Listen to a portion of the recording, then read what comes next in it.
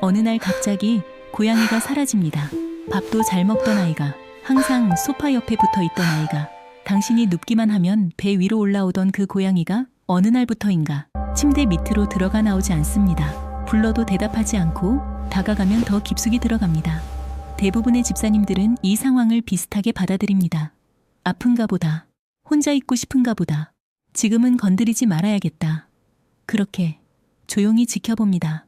그런데 여기서 우리가 모르고 지나치는 것이 있습니다. 고양이가 숨는 그 행동의 진짜 의미, 그 아이가 왜 가장 어둡고 좁은 곳을 찾는지, 그리고 그 안에서 무슨 상태로 무엇을 느끼고 있는지, 이걸 알고 나면 그 장면이 완전히 다르게 보이게 됩니다. 그리고 이미 그 순간을 겪어본 분들이라면 이 이야기는 조금 다르게 느껴질 겁니다. 첫 번째, 고양이는 자신의 상태를 알고 있습니다. 이건 감정적인 이야기가 아니라 생물학적인 이야기입니다.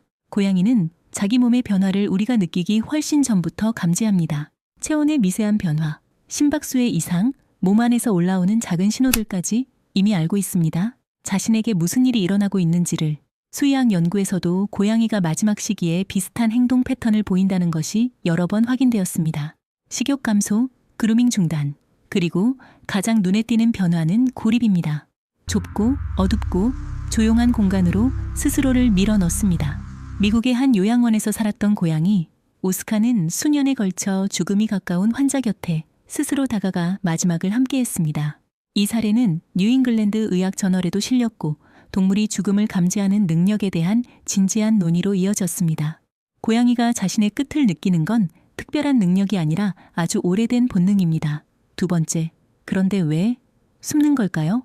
여기서 많은 집사님들이 가장 많이 오해하는 부분이 있습니다. 혼자 있고 싶었나 보다. 나를 피한 건가 보다.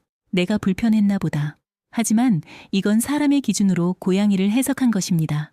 야생에서 약해진 동물은 곧 표적이 됩니다. 그리고 그 곁에 있는 존재들까지 함께 위험해집니다. 그래서 고양이는 몸의 이상을 느끼는 순간 스스로를 고립시킵니다. 자신을 숨기고 주변의 위험을 차단하는 행동입니다. 그리고 여기서 정말 중요한 한 가지가 있습니다. 고양이가 숨은 그 공간에서 지키려 했던 것이 자기 자신만은 아닐 수도 있다는 점입니다. 세 번째, 집사를 지키려 했을 수도 있습니다. 이 부분은 많은 집사님들의 마음을 건드리는 이야기입니다. 고양이와 오래 함께한 분들은 압니다. 고양이는 집사의 상태를 읽습니다. 우울한 날, 아픈 날, 지친 날. 말하지 않아도 먼저 다가와 그냥 옆에 있어줍니다. 그런 고양이가 자신의 몸이 꺼져가는 걸 느꼈습니다. 그리고 압니다. 이 모습을 집사가 보면 그래서 보이지 않는 곳으로 들어갑니다. 이건 감정 과잉 해석이 아닙니다. 연구에서도 고양이는 집사의 감정 상태에 반응하며 집사가 불안하면 고양이의 스트레스 수치도 함께 올라갑니다. 즉, 고양이는 자신의 상태가 집사에게 영향을 준다는 걸 몸으로 알고 있습니다. 그래서 마지막 순간 숨은 것일 수 있습니다. 당신을 밀어낸 게 아니라 당신을 지키기 위해. 그리고 만약 이 이야기가 어떤 기억을 떠올리게 했다면 그때 그 고양이는 당신을 피한 게 아니었다는 것, 이제는 알아주셨으면 합니다. 네 번째, 집사들이 가장 많이 하는 후회. 그때 붙잡을 걸, 억지로라도 데리고 나올 걸, 그게 마지막인지 몰랐다. 이 세 가지는 정말 많은 집사님들이 남기는 이야기입니다. 그 감정은 너무나 자연스럽습니다. 하지만 그 후회가 조금 다른 관점으로도 볼 수 있습니다. 내가 옆에 있어야 했다가 아니라 그 아이는 혼자 있는 걸 선택했을 수도 있다. 고양이는 스스로 선택합니다. 가장 안전하다고 느끼는 공간, 가장 편안한 방식으로. 만약 그 선택을 막았다면 그 아이는 마지막까지 긴장 속에 있었을 수도 있습니다. 때로는 보내주는 것이 가장 깊은 사랑일 수 있습니다. 다섯 번째, 우리가 알아볼 수 있는 신호들. 아직 그 순간이 오지 않은 분들을 위해 알아두셔야 할 것들이 있습니다. 갑자기 좁고 어두운 공간을 찾기 시작한다면 옷장 안, 침대 깊은 구석, 가구 뒤쪽, 그걸 단순한 습관 변화로 넘기지 마세요. 그루밍을 멈춥니다.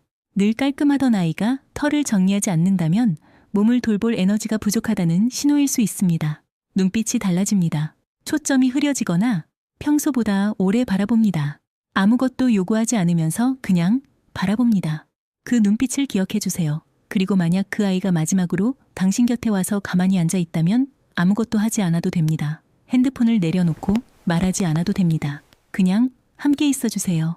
그게 고양이가 원하는 전부일 수 있습니다. 여섯 번째, 마지막 사랑법 마지막 순간. 고양이는 말로 표현하지 않지만 자신만의 방식으로 삶을 정리합니다. 그 아이가 숨은 자리는 외로움이 아니라 고양이에게 가장 편안했던 공간일 수 있습니다. 그래서 그 근처에 평소 좋아하던 담요를 하나 놓아주거나 아주 작은 목소리로 고마웠어, 사랑해 라고 조용히 전해주세요. 그 목소리는 고양이에게 가장 익숙하고 가장 따뜻한 기억일 겁니다. 그 아이가 떠난 자리가 비어있다고 느껴질 수 있지만 당신이 함께했던 시간과 그 아이가 남긴 마음은 사라지지 않습니다. 그저 조금 더 따뜻한 곳으로 자리를 옮겼을 뿐입니다. 고양이가 마지막에 숨는 이유, 이제는 조금 이해가 되셨을까요? 그건 당신을 밀어낸 것이 아니라 어쩌면 마지막까지 당신을 배려한 선택이었을지도 모릅니다. 그리고 고양이에게는 그게 가장 고양이다운 방식이었을 겁니다. 혹시 이미 아이를 떠나보내고 그 순간을 떠올리며 마음이 무거워지셨다면 너무 자책하지 않으셨으면 합니다. 그 아이는 당신이 슬퍼하는 모습보다 함께했던 시간을 떠올리며 조용히 웃어주기를 바라고 있을 겁니다. 지금 당신의 고양이는 어떤 이야기를 하고 있나요? 혹은 전해주지 못했던 말이 있다면 댓글로 남겨주세요. 한 집사가 여러분의 슬픔을 함께 나누겠습니다. 오늘 영상이 위로가 되셨다면 구독과 좋아요 부탁드립니다. 감사합니다.